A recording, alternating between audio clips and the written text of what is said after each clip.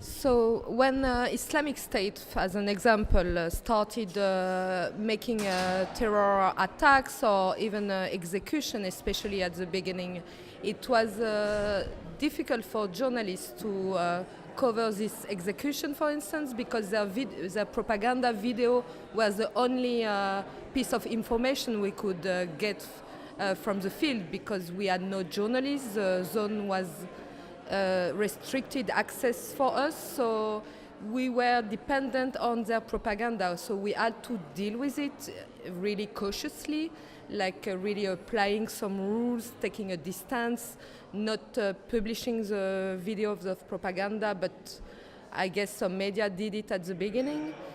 After months, and because execution attacks became so systematic, I think the media took more and more distance to these events and dealt with it in a better way,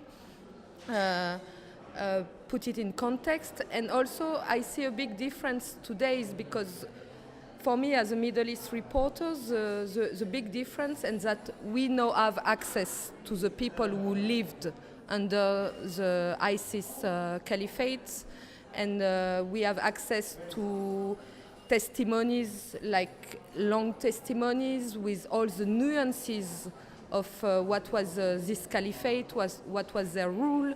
So it helped us to better understand and to have like a counter discourse to the propaganda that they publicized for 3 years. I think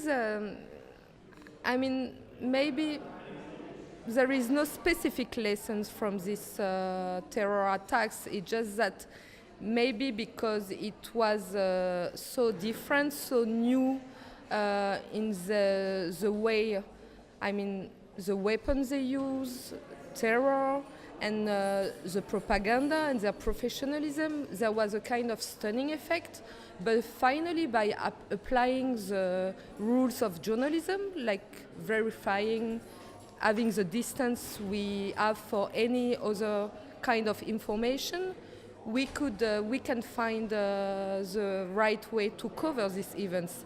And also maybe what was really useful and what is useful in covering this Islamic State attacks and terror is to have a good team and to build a team with different experts, like journalists. So now you will find in any newspaper media someone who is following after the jihadi social networks, and it's really important to have someone who understands better, because it takes really a long time and it's a huge work to do that. So to have different point of views.